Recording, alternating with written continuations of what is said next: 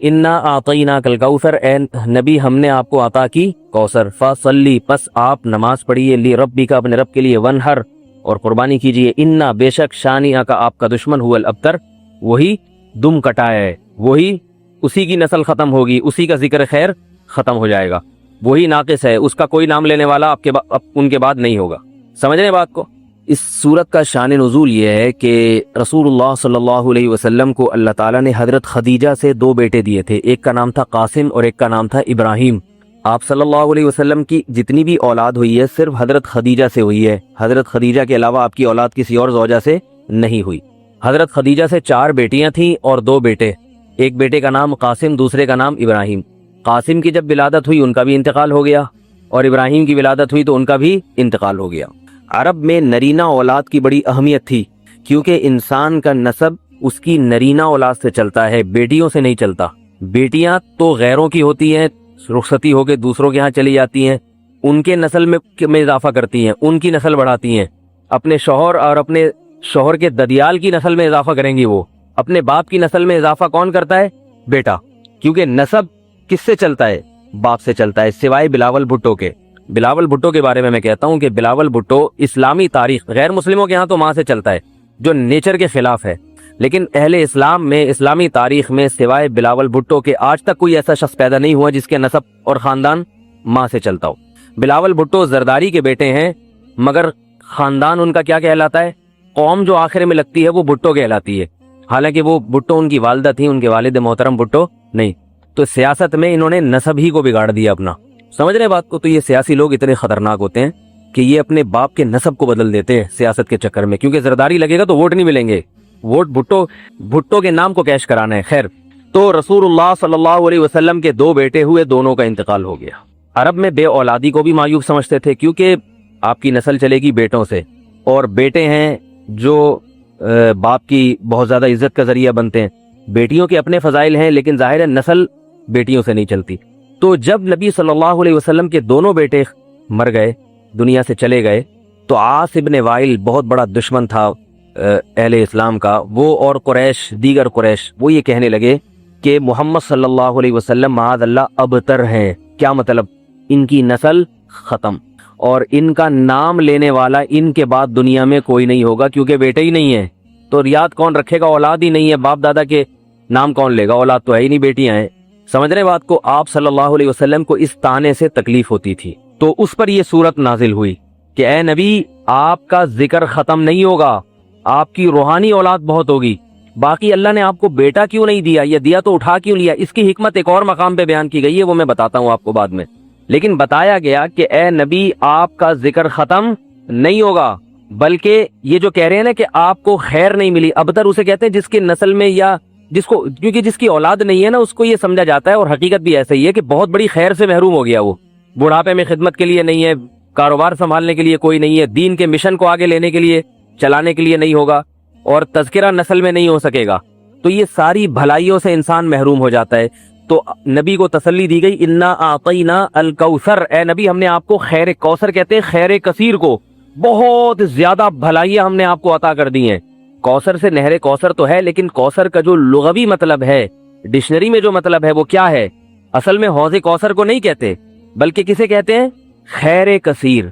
ए नबी हमने आपको खैर कसीर अता की है, जिसमें क्या है? नबूवत, इज्जत, आपका क़यामत तक तज़किरा होता रहेगा, ये सारी चीजें हमने आपको अता कर दी हैं। लिहाजा इनके तानों से परेशान होने की जरूरत नहीं है। इनके नरीना औलाद होगी तो भी इनका तज़किरा नहीं होगा, और आपके नरीना औलाद ना होके भी आपकी रूहानी औलाद क़यामत तक बाकी रहेगी और आपका तज़किरा बहुत ज्यादा होता रहेगा। ये खैर कसीर हमने आपको अता की है। फिर इसी खैर कसीर में से एक खैर हौज़े कौसर भी है, जिसका नाम कौसर इसलिए रखा गया कि वो एक पानी की नहर है जो नबी सल्लल्लाहु अलैहि वसल्लम को क़यामत के दिन दी जाएगी, और आप सल्लल्लाहु अलैहि वसल्लम खुद भी उससे पिएंगे और अपने उम्मतियों को भी उससे पिलाएंगे। उस पानी में भी अल्लाह ने खैर कसीर रखी है। वो खैर कसीर क्या है वो अभी इंशाअल्लाह मैं बताऊंगा। तो इसका मिस्दाक यानी ये आयत मुंतबिक होती है हौज़े कौसर पर भी, ठीक है। तो ये तो इसका शान नुज़ूल है कि अल्लाह ने बता दिया कि ये जो आप पर तंज और ताने कर रहे हैं ये लोग हैं जिनकी नस्ल है खत्म होने वाली, इनका नाम लेने वाला कोई भी नहीं होगा। बड़े बड़े सरदारों के नाम तो लिया जाता है इनका आज, लेकिन अच्छे جذبے سے نہیں لیا جاتا، ان کا نام برائی کے طور پہ لیا جاتا ہے۔ یہ تو اس صورت کا ہو گیا شان نزول۔ اس صورت کی فضیلت کیا ہے؟ حدیث میں آتا ہے، صحابہ کہتے ہیں کہ ہم بیٹھے ہوئے تھے رسول اللہ صلی اللہ علیہ وسلم کے ساتھ مسجد میں، آپ صلی اللہ علیہ وسلم پر ایک دم کچھ غنودگی سی طاری ہوئی، بے ہوشی کی کیفیت طاری ہوئی جیسے وحی میں ہوتی تھی۔ تو اس کے بعد جب آپ صلی اللہ علیہ وسلم بالکل بیدار ہوئے ہیں، نارمل حالت میں آپ صلی اللہ علیہ وسلم آئے ہیں، تو بڑے خوش تھے، اور آپ صلی اللہ علیہ وسلم نے اس صورت کی تلاوت کی۔ اللہ کے نبی پر جب وحی آتی تھی نا، تو جیسے ہی آپ صلی اللہ علیہ وسلم ہوش کی حالت میں آتے تھے تو فوراً ان آیتوں کی تلاوت شروع کر دیا کرتے تھے تاکہ میں بھول نہ جاؤں۔ تو آپ نے فوراً بسم اللہ الرحمن الرحیم پڑھا اور انا اعطیناک الکوثر فصلی لربک وانحر ان شانئک هو الابتر، یہ آیتیں نازل ہوئیں اور آپ نے فوراً ان آیتوں کی تلاوت شروع کر دی۔ جب یہ شروع ہوئی تو صحابہ نے پوچھا یہ کوثر کیا چیز ہے؟ آپ صلی اللہ علیہ وسلم نے فرمایا میرے رب نے مجھے بشارت دی ہے کہ قیامت کے دن مجھے ایسی نہر ملے گی، وہ نہر ایسی ہے کہ اس کے جو پیالے ہیں جس سے لوگ پانی پئیں گے وہ چاندی کے ہیں، اور ان کی تعداد ان پیالوں کی گلاسوں کی اتنی ہے جیسے آسمان کے ستارے، اور اس نہر کا پانی برف سے زیادہ سفید ہے اور شہد سے زیادہ میٹھا ہے، اور میری امت میں کوئی بھی اس کا پانی پیے گا تو اسے کبھی بھی پیاس نہیں لگے گی۔ میدان حشر میں جو لوگوں کا سب سے بڑا مسئلہ ہوگا وہ پیاس ہوگا، سب سے بڑا مسئلہ، اور کہتے ہیں سمندروں کا پانی بھی اگر پی لے کوئی ساتوں سمندروں کا تو اس کی پیاس نہیں بجھے گی۔ تو میرے اللہ نے مجھے یہ نہر دی ہے، جو میرا امتی اس سے پی لے گا اسے کبھی بھی ہمیشہ کے لیے اس کی پیاس ختم ہو جائے گی۔ پھر آپ صلی اللہ علیہ وسلم نے فرمایا اسی موقع پر اسی حدیث میں کہ کچھ میری امتی آئیں گے حوض کوثر سے پانی پینے کے لیے، فرشتے انہیں وہاں سے ہٹائیں گے، دھتکاریں گے، میں کہوں گا کہ یہ میرے امتی ہیں، تو فرشتے کہیں گے کہ آپ کو علم نہیں ہے ما احدثوا بعدک، کہ انہوں نے آپ کے بعد بدعتیں ایجاد کر لی تھی، ہیں تو آپ کے امتی مگر انہوں نے آپ کے دین میں تبدیلیاں کر لی تھی، جو دین آپ ان کو دے کر گئے تھے اس پر انہوں نے قناعت نہیں کی، اپنی طرف سے اس میں اضافے کیے، ایڈیشن کہتے ہیں نا، بہت ساری چیزیں بڑھا لی انہوں نے۔ تو اس میں وعید بھی آپ صلی اللہ علیہ وسلم نے بتا دی کہ حوض کوثر سے بدعتی کو پانی پینے کی توفیق نہیں ملے۔ بنت صادق کراچی سے، اگر ایک شخص کی 2 بیویاں ہوں اور وہ نان نفقہ اور راتوں میں برابری کرتا ہو، لیکن ایک سے محبت کا اظہار زیادہ کرتا ہو اور ایک سے کم، تو کیا یہ بیویوں میں عدل ہوا؟ دیکھیں یہ تو غیر یعنی اپنی اختیار میں نہیں ہے، بعض دفعہ ہو سکتا ہے ایک بیوی سے زیادہ محبت ہو، وہ زیادہ خدمت کرتی ہے، وہ زیادہ جو ہے وہ اطاعت کرتی ہے، تو نیچرلی انسان کو اس کی طرف دل زیادہ مائل ہوگا، تو یہ اس میں کوئی حرج نہیں ہے، دل اختیار میں نہیں ہے انسان کے، لیکن بلا وجہ ایک سے کو زیادہ محبت کا اظہار کرنا، ایک کو کم کرنا، اور دوسری کو یہ پتہ بھی ہو کہ ادھر محبت کا اظہار زیادہ کرتا ہے، تو یہ چیز نفرتوں کا اور تکلیف کا ذریعہ بنتی ہے۔ تو اگر ایک کے ساتھ محبت کا اظہار زیادہ کر بھی رہا ہے تو دوسرے کو آ کے نہ بتائے کہ مجھے اس سے زیادہ محبت ہے، تم سے کم محبت ہے، یہ پھر حماقت ہوگی، بے وقوفی اور اپنے گھر میں فساد ڈالنے والی بات ہوگی۔ انڈیا سے کسی نے پوچھا ہے اگر استاد اجازت دے تو نقل کرنا جائز ہے؟ نقل کرنا غلط کام ہے بھائی، استاد اجازت دے یا نہ دے، استاد بھی غلط کر رہا ہے اگر نقل کی اجازت دے رہا ہے۔ آل نبی، یہ کسی نے نام ہی آل نبی ہے، بابا مفتی صاحب کیا آل نبی نام ٹھیک ہے؟ آل نبی نام سے یہ وہم ہوتا ہے کہ شاید آپ نبی کی آل میں ہیں، تو اس لحاظ سے نامناسب کہا جائے گا اس کو، باقی نام رکھنے میں کوئی حرج نہیں ہے، نام میں صفت کو ملحوظ نہیں رکھا جاتا۔ مثال کے طور پر کوئی بہت ہی بزدل ہو، نام اس کا لوگ بہادر خان رکھ دیتے ہیں، تو حالانکہ وہ بہادر ہوتا نہیں ہے، تو یہ نہیں کہیں گے غلط نام ہے، بھائی نام کچھ بھی رکھ دو، اچھا نام رکھ دو، تو نام میں صفت جو علم ہے نا، علم اس میں صفت ملحوظ نہیں ہوتی، تو لقب کسی کا آل نبی رکھنا یہ تو ٹھیک نہیں ہے، لیکن نام رکھ دیا تو اس میں یہ ہے کہ وہ نام ہے، اس میں اس کا جو معنی ہے وہ مراد نہیں ہے۔ پھر بھی ایسا نام نہ رکھیں جس کو کسی کو یہ شک ہو کہ آپ نبی کی آل میں ہیں، تو اس میں جھوٹ کا خطرہ تو ہے، اس لیے ناپسندیدہ کہا جائے گا اس کو کہ دھوکہ دیا جا رہا ہے۔ مفتی صاحب قرآن کی تلاوت کے دوران اگر شوہر کا فون آ جائے تو آیت بیچ میں چھوڑ کر بات کرنا ٹھیک ہے؟ جب شوہر کا فون آئے تو عورت پر لازم ہے کہ اس فون کو اٹھائے اور بات سنے شوہر کی، کیونکہ عورت پر شوہر کی اطاعت لازم ہے۔ آیت بیچ میں نہ چھوڑیں، لمبی آیت ہے بہت ہی تو پھر چھوڑ دیں بیچ میں، مختصر آیت ہے تو کمپلیٹ کر لیں، کوئی بھاگا تھوڑی جا رہا ہے میاں، یا بیوی بھی کوئی بھاگی تھوڑی جا رہی ہے جو میاں اتنا سے انتظار نہیں کر لے گا۔ معیز خان، عدت کی شرعی مدت کیا ہے؟ دیکھیں 2 طرح کی عدت ہوتی ہے، ایک طلاق یافتہ عورت کی عدت، اسی طرح خلا بھی ہے، اور دوسری موت کی عدت۔ عورت کا شوہر اگر مر جائے تو پھر اس پر لازم ہے 4 مہینے 10 دن یعنی 130 دن 130، ان دنوں تک عورت پر لازم ہے کہ وہ شوہر کے گھر میں ہی رہے، گھر سے باہر نہ نکلے، زینت اختیار نہ کرے، مہندی نہ لگائے، کوئی خوشبو وغیرہ کا استعمال نہ کرے, زیادہ زیب و زینت یعنی جو چوڑیاں اور اس طرح کی زیب و زینت اختیار نہ کرے. یہ نہیں کہ میلی کچیلی رہے, گندی رہے, یہ نہیں ہے, بس اضافی جو زیب و زینت ہوتی ہے وہ اختیار نہ کرے. باقی نہا سکتی ہے, صابن سے بھی نہا سکتی ہے, اور سفید کپڑوں کے علاوہ کوئی اور کلر کے کپڑے بھی پہن سکتی ہے, بس زیب و زینت اختیار نہ کرے. اور دوسری عدت ہوتی ہے طلاق کی عدت, کہ شوہر نے ڈیورس دے دی تو اس عدت یا خلا ہو گئی تو اس کی ہے عدت 3 حیض. 3 دفعہ مینسز آ کے مکمل ختم ہوں گے تو پھر عورت کی عدت پوری ہو جائے گی. پھر اگر طلاق بائن ہے, بائن کا مطلب شوہر نے 1 طلاق بائن دی ہے یا 3 طلاقیں دے دی ہیں, تو پھر اس عدت میں عورت زینت اختیار نہیں کرے گی, وہی طرح سے رہے گی جیسے شوہر کی موت کی صورت میں عدت ہوتی ہے. لیکن اگر شوہر نے 1 طلاق دی اور رجعی طلاق ہے, یا 2 طلاقیں دی اور رجعی ہیں, تو چونکہ اس میں ابھی نکاح ختم نہیں ہوا تو پھر عورت شوہر کے گھر میں رہے گی تو صحیح, لیکن زینت اختیار کر سکتی ہے وہ, تاکہ شوہر کا دل مائل ہو اور وہ طلاق سے رجوع کر لے. اور اگر کسی عورت کو حیض ہی نہ آتا ہو, یعنی بچی ہو, جیسے قرآن نے بیان کیا کہ کسی عورت کو حیض آنا شروع ہی نہیں ہوا, نابالغ میں نکاح ہو گیا تھا اس کا, اب اس میں کن صورتوں میں نابالغی میں نکاح جائز ہے, کن صورتوں میں نہیں ہے, وہ ایک الگ مسئلہ ہے. لیکن اگر عدم بلوغ کی حالت میں نکاح ہو گیا تو پھر اگر طلاق ہوئی ہے تو پھر 3 مہینے, یا عورت بوڑھی ہو چکی تھی, حیض آنا بند ہو گیا تو بھی اس کی عدت پھر 3 مہینے. تو یہ ان عورتوں کا حکم ہے جن کو طلاق ہوئی ہو یا وفات ہو گئی ہو اور ان کو حیض آتا ہو یا نہیں آتا ہو. لیکن اگر کسی عورت کو پریگننسی حمل ہے تو چاہے شوہر کی وفات ہوئی ہو یا عورت کو طلاق ہوئی ہو, دونوں صورتوں میں حمل یعنی بچے کا پیدا ہونا یہ عدت ہوگی, چاہے فوراً پیدا ہو جائے یا 9 مہینے بعد پیدا ہو, یا 9 مہینے سے بھی زیادہ لے لے. تو جب تک بچہ پیدا نہیں ہوگا عورت کی عدت ختم نہیں ہوگی. اب کسی عورت کی شوہر کی وفات ہو گئی تو بچہ 9 مہینے بعد پیدا ہو رہا ہے تو 9 مہینے بعد عدت ختم ہوگی. وفات ہوئی, وفات کے فوراً 1 گھنٹے بعد ہی بچہ پیدا ہو گیا تو بھی عدت پوری ہو گئی اس کی, یا فوراً وفات ہوتے ہی بچہ پیدا ہو گیا تو بھی عدت پوری ہو گئی.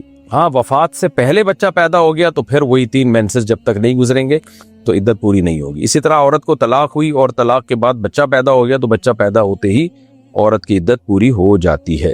اچھا بھائی, مفتی صاحب میری عمر 10 سال ہے اور میں نماز میں بہت شک کرتی ہوں اور بار بار اپنی امی سے پوچھتی ہوں کہ رکوع صحیح کیا ہے یا نہیں. وہ بھی پریشان ہوتی ہیں, برائے مہربانی بتا دیں کہ شک میں کیا نماز ہو جاتی ہے. آپ کو چاہیے کسی ڈاکٹر سے علاج کرائیں. شک جو ہے نا یہ دماغی بیماری ہے, اپنا علاج خود کرنا پڑتا ہے اس میں, یا کسی ڈاکٹر کی مدد لینی پڑتی ہے. اور آپ پوچھنا چھوڑ دیں, بس رکوع صحیح کیا ہے آپ نے, میں آپ کو بتا رہا ہوں آپ نے صحیح رکوع کیا, صحیح سجدہ کیا.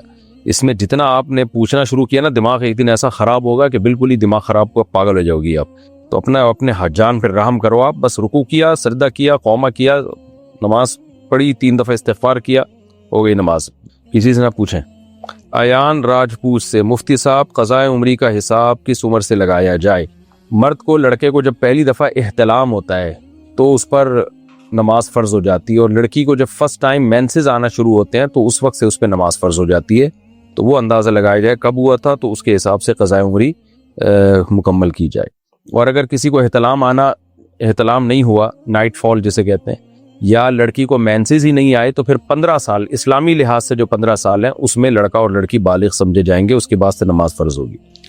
عزیر علی, میرے والد صاحب اس دنیا میں نہیں رہے, کیا میں ان کی تصاویر اپنے موبائل میں رکھ سکتا ہوں اور میں ان تصاویر کو دیکھتا بھی ہوں؟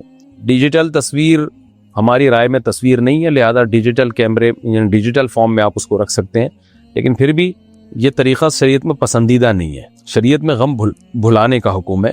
تو آپ اپنے والد کی تصویر ایک دفعہ دیکھ لی, بس ڈیلیٹ کر دیں اس کو, ہم نے بھی وہیں جانا ہے, سب نے ایک ہی جگہ پہنچنا ہے آگے برزخ میں.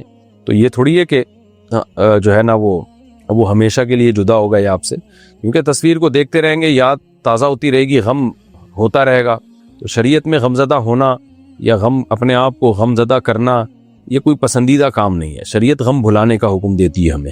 علی سواتی کراچی سے, میری منگنی ہو گئی ہے اور گھر والوں نے شادی کے لیے 2 سال کا ٹائم لیا, صرف 2 سال, حیرت ہے. کم از کم 15-20 سال کا ٹائم تو لینا چاہیے تھا علی بھائی. میں نکاح کرنا چاہتا تھا مگر کسی وجہ سے نکاح نہ ہو سکا. اب وہ لڑکی مجھ سے رابطے میں ہے اور ہم نکاح کرنا چاہتے ہیں, مگر گھر والے کہتے ہیں کہ ابھی نہیں, اس بارے میں کیا حکم ہے وضاحت فرما دیں. میں نے بار بار ایک لفظ سکھایا ہے, ایسی کی تیسی یاد کر لیں, گھر والوں کی ایسی کی تیسی, بس جواب کافی ہے. مفتی صاحب واش روم میں وضو کرنا جائز ہے؟ جی بھائی جائز ہے. واش روم کا مطلب ہی واش روم ہے وہ. شکیل علی کہتے ہیں مفتی صاحب میں کام کرتے ہوئے میوزک سنتا ہوں کیا میں کام کرتے ہوئے ہیڈ فونز میں تلاوت سن سکتا ہوں جبکہ کام کرتے ہوئے تلاوت کی طرف سے دھیان بھی ہٹ جاتا ہے؟ اس میں کوئی گناہ تو نہیں ہے؟ مناسب تو نہیں ہے کہ آپ تلاوت لگائیں اور پھر اس کی طرف دھیان نہ دیں، لیکن بہرحال گانے سننے سے تو اچھا ہی ہے۔ گانا تو جائز نہیں ہے کہ آپ کان میں لگا کے گانا سنتے رہیں اور کام کرتے رہیں، تو گانا ہٹا دیں آپ اور کچھ بھی نہ لگائیں، ویسے ہی کام کریں نا، کام میں دھیان دینا۔ تو پھر بھی سننا ہے تو پھر تلاوت بہتر ہے۔ بہرحال گانا تو بالکل ہی حرام ہے، لیکن میرے خیال میں یہ بھی ایک طرح کی تلاوت کی بے ادبی ہے کہ آپ وہ لگائیں اور اپنے کاموں میں مشغول رہیں۔ اس سے قرآن کی بے قدری پیدا ہونے کا خطرہ ہوتا ہے۔ میں یہ نہیں کہہ رہا کہ ناجائز ہے، لیکن اس سے بہتر یہی ہے کہ تلاوت جب لگائی جائے تو پھر غور سے اس کو سنا جائے بیٹھ کے۔ عاصم عباسی، کھانے کے بعد ہاتھوں کو آپس میں ملنا کیسا ہے؟ مرضی ہے بھائی، ملیں یا نہیں ملیں، آپ کو سکون مل رہا ہے تو مل لیں، نہیں مل رہا سکون تو نہ ملیں، اس کا شریعت سے کوئی تعلق نہیں ہے۔ مفتی صاحب عمرے کا طریقہ اسٹیپ بائی اسٹیپ بتا دیں، اور یہ بھی کہ کون سے اسٹیپ پر کون سی دعا یا تسبیح پڑھنی چاہیے۔ دیکھیں، جو عمرے کے دوران بہت ساری دعائیں لوگوں نے یاد کی بھی ہیں، ان کا کوئی ثبوت نہیں ہے، کوئی بھی دعا کسی بھی وقت پڑھ سکتے ہیں۔ باقی عمرہ بہت آسان ہے، اتنا اسٹیپ بائی اسٹیپ میں بتا دیتا ہوں۔ 2 ہی اسٹیپ ہیں عمرے میں۔ سب سے پہلی بات تو یہ کہ جب یہ جو میقات ہے، آپ انڈیا پاکستان سے جا رہے ہیں تو میقات سے پہلے اناؤنسمنٹ ہو جاتی ہے جہاز میں، تو اس سے پہلے آپ اپنے سلے ہوئے کپڑے اتار دیں اور 2 چادریں پہن لیں اور نیت کر لیں، لبیک اللہم لبیک لا شریک لک لبیک ان الحمد والنعمت لک والملک لا شریک لک۔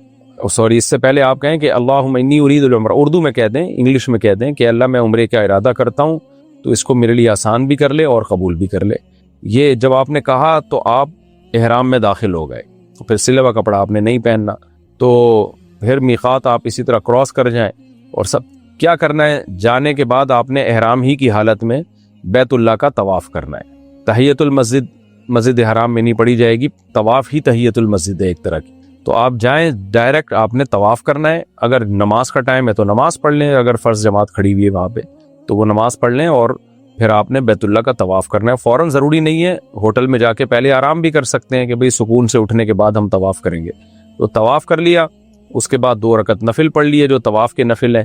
اس کے بعد آپ نے، اگر مکروہ وقت ہے تو وہ نفل بعد میں بھی پڑھے جا سکتے ہیں، اس وقت چھوڑ دیے جائے۔ اس کے بعد جا کے آپ نے صفا اور مروہ کی سعی کر لی، 7 چکر لگا لیے، تو یہ اس سے آپ کا عمرہ ہو گیا۔ اور اس کے بعد بال کٹوا لیے، کم سے کم 1/4 بال سر کے کاٹنا لازم ہے، اور 1 انگلی کے پورے کے برابر بال۔ آج کل لوگ اتنے سے چھٹیاں کاٹ دیتے ہیں، اس سے احرام سے نہیں نکلتے۔ یا تو ٹنڈ کرا لیں، یا بڑے بال ہیں تو 1 پوروں کے برابر کاٹ لیں تو بھی ٹھیک ہے۔ اچھا، اس دوران کیا کرنا ہے بھائی؟ صفا مروہ پہ لمبی لمبی دعائیں مانگے اللہ تعالیٰ سے، یہ سنت عمل ہے۔ بیت اللہ پہ جب پہلی نظر پڑے تو خوب لمبی دعائیں مانگے۔ پہلی نظر کا مطلب یہ نہیں کہ بس نظر پڑی اب آپ ہل ہی نہیں سکتے وہاں سے، تو نظر پڑنے کا مطلب کنٹینیو چلتے رہیں، طواف سے پہلے بھی آپ دعا مانگ لیں تو وہ پہلی نظر ہی کہلائے گی۔ تو یہ آسان سا طریقہ ہے عمرے کا۔ پھر بھی سمجھ میں نہ آئے تو کسی پڑھے لکھے کے ساتھ چلے جائیں، جیسے جیسے وہ کر رہے ہیں ویسے ویسے آپ بھی کر لیں۔ امید ہے آ گیا ہوگا سمجھ میں انشاءاللہ۔ اچھا بھائی، مفتی صاحب، رات میں گھر کے جانوروں کو کھانا دینا چاہیے یا نہیں، اس بارے میں ہمیں بتائیں۔ یا آپ اپنے جانوروں سے پوچھیں کہ وہ ان کو کھانا رات کو بھوک لگ رہی ہے کہ نہیں لگ رہی، یہ میرا مسئلہ نہیں ہے۔ مجھ سے یہ پوچھیں کہ مفتی صاحب رات میں آپ کو کیسے پسند ہے کھانا رات میں یا نہیں پسند ہے؟ تو بھائی یہ جانوروں کے ماہرین سے پوچھو، یہ مجھ سے کیوں پوچھے ہو اللہ کے بندے۔ عورت ناپاکی کے ایام میں موبائل کی اسکرین پر اگر قرآن کھلا ہو تو اس کو ٹچ کر سکتی ہے؟ اختلافی مسئلہ ہے، غالباً بنوری ٹاؤن والے اس کو صحیح نہیں سمجھتے، مجھے یاد پڑتا ہے چند سال پہلے ان کا فتویٰ نظر سے گزرا تھا۔ ہمارے ہاں جامع الرشید میں اور دارالقرنگی میں جائز ہے ان کی رائے کے مطابق، تو اختلافی مسئلہ ہے۔ احتیاط یہ ہے کہ نہ ٹچ کریں، باقی ٹچ کر لیں تو بھی ٹھیک ہے۔ مفتی صاحب، میں نے اپنے دوست سے کہا کہ میں ابھی اللہ کو نہیں جانتا، جب قیامت کا دن دیکھ لوں گا تو مان جاؤں گا۔ بعد میں مجھے لگا کہ میں نے کچھ غلط بول دیا ہے۔ بالکل کچھ نہیں، بہت زیادہ غلط بول دیا ہے آپ نے۔ آپ تجدید ایمان کریں، دوبارہ کلمہ پڑھیں، توبہ استغفار کریں۔ احتیاط اسی میں کہ نکاح کی تجدید بھی کر لیں، بہت آسان ہے نکاح کی تجدید۔ اپنی زوجہ سے کہہ دیں کہ مجھے وکیل بنا دو، میں تم سے دوبارہ نکاح کرنا چاہتا ہوں اور یہ مہر ہے۔ پھر 2 گواہوں کے سامنے کہہ دیں کہ میں نے اپنی سابقہ زوجہ سے دوبارہ نکاح کر لیا ہے، تو زوجہ نے آپ کو وکیل تو بنا ہی دیا تھا۔ اچھا بھائی، حیدرآباد، اور آئندہ ایسے الفاظ نہ بولیں زبان سے، زبان کو لگام دینا چاہیے۔ سلمان صاحب دہلی سے کہتے ہیں میرا رشتہ جہاں ہو رہا ہے ان کی کمائی پہلے حرام تھی اب حلال ہے، تو میں یہ وہاں رشتہ کر سکتا ہوں؟ کیوں یہ برا کیا انہوں نے کہ پہلے حرام تھی اب حلال پہ آ گئے؟ اس پہ آپ کو اشکال ہو رہا ہے؟ تو اچھی بات ہے یار، اب چھوڑ دیا انہوں نے حرام تو اب حلال پہ آ گئے، تو اب آپ وہاں ضرور رشتہ کریں۔ حیدرآباد سے کسی نے پوچھا ہے میری مسجد کے امام صاحب شرکیہ کلمات پڑھتے ہیں، وہ یا رسول اللہ انظر حالنا بھی بولتے ہیں، یعنی یا رسول اللہ آپ ہماری حالت کو دیکھیں، تو کیا میرے لیے ان کے پیچھے نماز پڑھنا جائز ہے؟ بھائی احتیاط کریں، کیونکہ امام صاحب سے پوچھیں آپ کا مقصد کیا ہے۔ بعض لوگ کہہ رہے تھے انظر حالنا واسمع قالنا، یا رسول اللہ ہماری بات کو سنیں، ہماری حالت کو دیکھیں، تو ان کا نظریہ یہ ہوتا ہے کہ نبی وہیں سے بیٹھے بیٹھے ہماری بات سنتے بھی اور مدد بھی کر سکتے ہیں، اللہ نے آپ کو اختیارات دیے ہوئے ہیں، تو یہ خالصتاً شرکی عقیدہ ہے۔ تو اس عقیدے کے ساتھ اگر کوئی یہ الفاظ کہتا ہے تو پھر تو شرک ہے، چاہے دیوبندی ہو، چاہے اہل حدیث ہو، چاہے بریلوی ہو، کسی مسلک سے ہمیں کوئی بیر نہیں ہے۔ بات یہ ہے کہ جو بھی شرکی عقیدہ رکھے گا وہ کسی بھی مسلک کا ہو تو وہ مشرک ہے، تو مشرک کے پیچھے نماز ادا نہیں ہوتی۔ بھوپال سے کسی نے پوچھا ہے میں دورہ حدیث کی طالبہ ہوں، میں نے اپنے والدین اور بہنوں سے چوتھے سال ہی کہہ دیا تھا کہ آخری سال پڑھائی میں بہت مشغولیت والا ہوگا، پڑھائی بہت مشغولیت والا سال ہوگا، مجھے پڑھائی کے دوران کام کے لیے نہیں اٹھائیے گا، لیکن اب وہ وہی کر رہی ہیں، مجھے پڑھنے میں سے اٹھا رہی ہیں، یعنی میں پڑھ رہی ہوتی ہوں اور کام کے لیے اٹھا دیتی ہیں، میں ٹھیک سے نہیں پڑھ پا رہی ہوں، حالانکہ گھر میں اور بھی لوگ کام کرنے کے لیے ہیں۔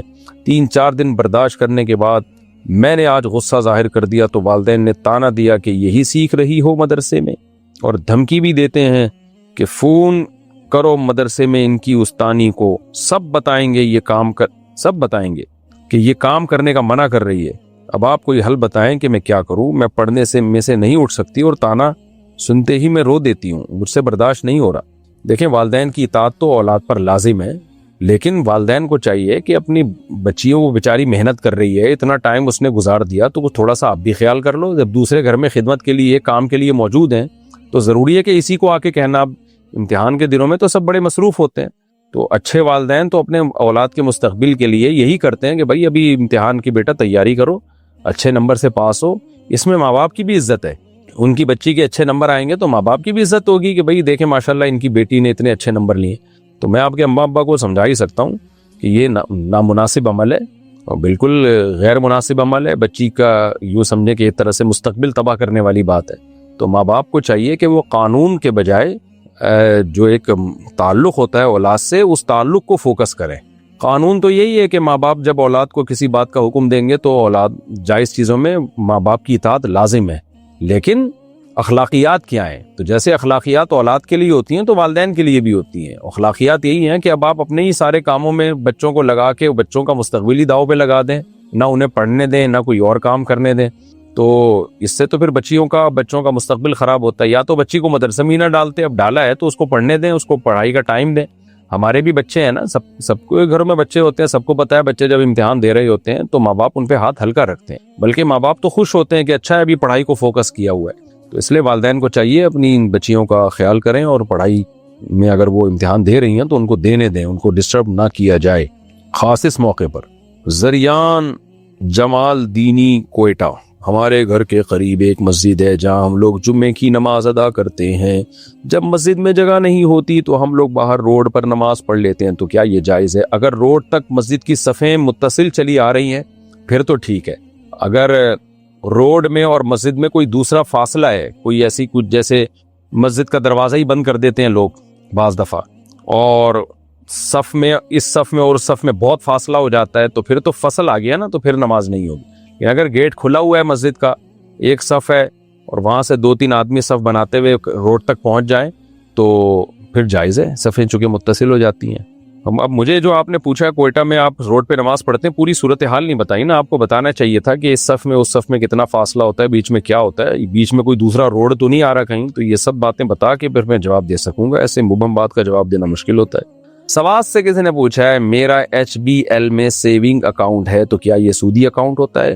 HBL میں میرا خیال ہے سودی بھی ہے اسلامی بھی ہے، آپ پتہ کر لیں، اگر سودی اکاؤنٹ میں ہے تو ہٹوا دیں اس کو، اسلامک ونڈو جو انہوں نے کھولی بھی ہے اس میں چلے جائیں آپ۔ مفتی صاحب میرا ایک سوال ہے، پہلے سے معذرت چاہتا ہوں، مجھے یہ جاننا ہے کہ آپ جیسے شریعت مطہرہ کی رہنمائی کر رہے ہیں یا امت مسلمہ کو صحیح راہ دکھا رہے ہیں، یہ قابل احترام ہے، ہمیں کوئی شک نہیں ہے، لیکن اس میں تصویر کشی کی بات قابل غور ہے۔ ہمیں جتنا معلوم ہے ضرورت کی بنا پر اس کی رخصت ملتی ہے، اس کے سوا یہ بات مسرہ ہے کہ تصویر کشی ناجائز اور حرام ہے، جیسا کہ احادیث مبارکہ میں مذکور ہے، اور آپ اس کے بارے میں زیادہ جانتے ہیں۔ اور ایک بات یہ ہے کہ دین کی خاطر یا لوگوں تک دین کی دعوت اور تبلیغ کے لیے ناجائز امور کی مدد لینا کہاں تک درست ہے؟ جیسا کہ آپ کام تو بہت عمدہ کر رہے ہیں، لیکن جو ذریعہ آپ نے اختیار کیا، میرا مطلب ویڈیو کا، یہ کہاں تک قابل قبول ہے؟ کیا یہ ضرورت کے اندر آتا ہے؟ اگر ضرورت کے دائرے میں آتا ہے تو دلیل کی روشنی میں بتائیے گا تو مجھ ناچیز کو تسلی ملے گی اور ہم آپ کے شکر گزار رہیں گے انشاءاللہ۔ اس پر میرے بھائی میں پورے بیان ریکارڈ کروا چکا ہوں۔ پہلی بات، یہ ڈیجیٹل تصویر، یہ وہ تصویر ہے ہی نہیں جو نبی صلی اللہ علیہ وسلم کے دور میں تھی جس پر وعیدیں ہیں، وہ تو قرار والی تصویر تھی نا۔ تو اس کے بارے میں شریعت خاموش ہے، اور اصل ہر چیز میں اباحت ہے۔ جب تک اس طرح کی چیزوں میں، تو جب تک ناجائز ہونے کی دلیل نہیں ہوگی اس کو جائز ہی کہا جائے گا۔ اور اہم بات یہ بھی ہے کہ تصویر کو حرام جو قرار دیا گیا ہے، مزاحات لخلق اللہ، اللہ کی تخلیق کی مشابہت، کہ مصور جو ہے اللہ کی تخلیق کی مشابہت کرتا ہے، کیونکہ چہرہ بنانا اللہ کا کام ہے، جبکہ یہ ڈیجیٹل تصویر میں کوئی صنعت سازی ہو ہی نہیں رہی ہے، مزاحات لخلق اللہ ہے ہی نہیں، اس میں تو وہی منظر جو اللہ کا بنایا ہوا ہے وہ آپ ڈیجیٹل کیمرے کی مدد سے دنیا کو دکھا رہے ہوتے ہیں۔ تو اس لیے ہم نے اس پہ بہت تحقیق کی ہے، جو ہماری رائے ہے وہی عمل ہو رہا ہے جو انسانی آنکھ کر رہی ہے، ڈیجیٹل کیمرہ وہی کام کرتا ہے، تو انسانی آنکھ جو کچھ کر رہی ہے اس کو تصویر تھوڑی کہا جاتا ہے، اس کو تو عین منظر کہا جاتا ہے، جو حقیقت ہے وہی ہے، یعنی الگ سے کوئی نئی چیز نہیں بن رہی۔ تو ڈیجیٹل کیمرہ بھی انسانی آنکھ کی کاپی ہے، تو لہٰذا یہ بھی وہی منظر دکھا رہا ہے۔ تبھی ہم ٹی وی میں اگر کوئی آتا ہے نا تو ہم یہ تھوڑی کہتے ہیں کہ فلاں کی تصویر ٹی وی میں آئی، ہم بلکہ یہ کہہ رہے ہوتے ہیں فلاں ٹی وی میں آیا۔ ابھی میں آپ کے سامنے میری جو یہ لیکچر چل رہا ہے، تو آپ یہ تھوڑی کہیں گے ہم نے مفتی صاحب کی تصویر دیکھی ہے جس میں وہ بیان کر رہے ہیں، آپ یہ کہیں گے ہم نے مفتی صاحب کو دیکھا ہے کیمرے میں۔ تو یہ کیمرہ اس اوریجنل ہی کو دکھا رہا ہوتا ہے، اس کی الگ سے کوئی تصویر نہیں بنا رہا ہوتا ہے۔ اس پہ بہت لمبی چوڑی بحث میں کر چکا ہوں، میں زیادہ ڈیٹیل میں نہیں جاتا۔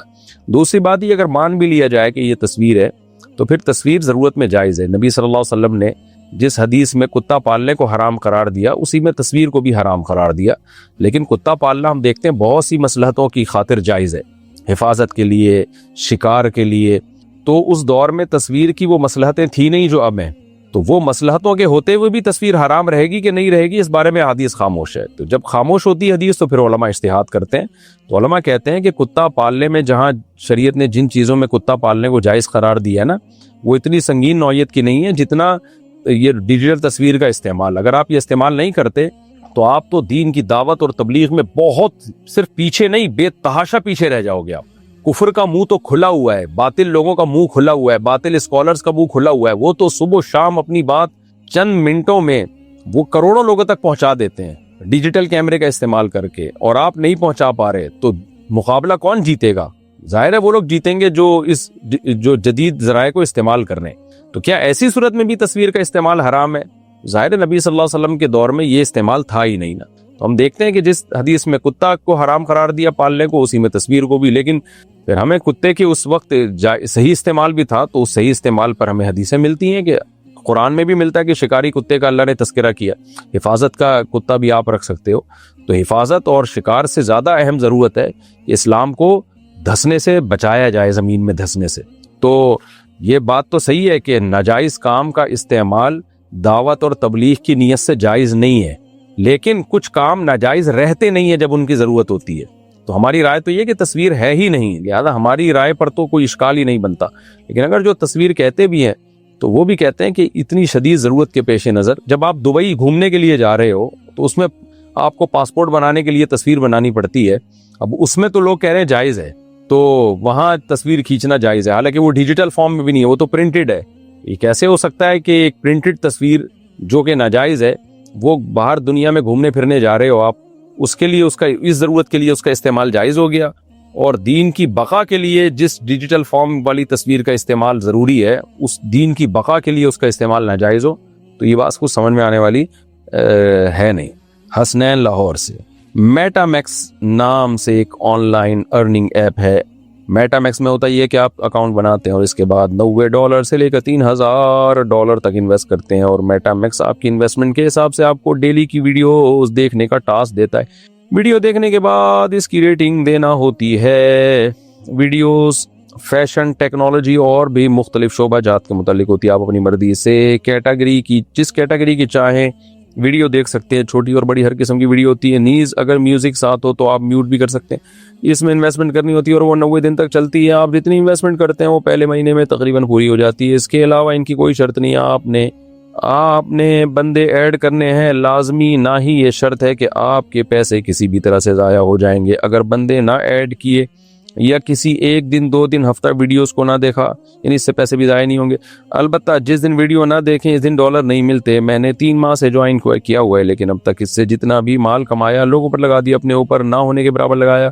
چونکہ اس میں کوئی شرط نہیں تو اس وجہ سے مجھے لگا یہ ٹھیک ہے، لیکن مطمئن نہیں ہوا تو آپ کے پاس آ گیا. پوچھنا یہ ہے کہ نہ تو فحش اشتہارات اور نہ ہی کوئی پیسے ضائع ہونے کا خطرہ یا بندے ایڈ کرنے کی شرط ہے، تو کیا یہ جائز ہے؟ جواب عنایت فرمائے ناجائز ہے میرے بھائی. یہ کوئی اجارہ ہی نہیں ہے کہ آپ یہ ویڈیو دیکھیں تو اس کے میں آپ کو اتنے پیسے دوں گا. اور اس میں دھوکہ بھی ہے. وہ ویڈیو مصنوعی طریقے سے اس کے ویورز بڑھ رہے ہوتے ہیں اور وہ اگلا سمجھ رہا ہوتا ہے ویڈیو والا کہ واہ واہ اتنے لوگوں نے مجھے دیکھا. اس پہ پہلے ہم ڈیٹیل سے کلپ ریکارڈ بھی کروا چکا ہوں، اس کو دوبارہ دیکھ لیں. جائز نہیں ہے یہ. محمد علی دوحہ قطر سے، میرے گھر میں کسی ضرورت کے تحت میرے گھر والوں سے غلطی ہو گئی. کچھ سونا نیشنل بینک آف پاکستان میں گروی رکھوا کر پیسے لے لیے. مجھے یہ بتایا گیا کہ ہم سونا رکھوا کر پیسے لیں گے لیکن اس پر سود ہوگا. مجھے اس بات کا علم نہیں تھا، میرے سمجھنے میں غلطی ہو گئی ہوگی شاید. اب جب وہ سونا واپس لینا چاہتا ہوں تو اس پر سود لگے گا. اس صورت میں مجھے کیا کرنا چاہیے؟ آپ سونا واپس لے لیں اور جو سود لگائے، اب سود جو بینک سے آپ کو اگر ملتا ہے تو وہ بلا نیت ثواب صدقہ کرنا پڑے گا، اور آپ نے جو دینا ہے تو وہ مجھ سے پوچھے بغیر بھی بینک آپ سے لے گا، وہ میرے مشورے پہ نہیں ہوگا. تو باقی ناجائز کام کیا توبہ استغفار کریں، آئندہ بینک سے سودی قرضہ نہ لیں.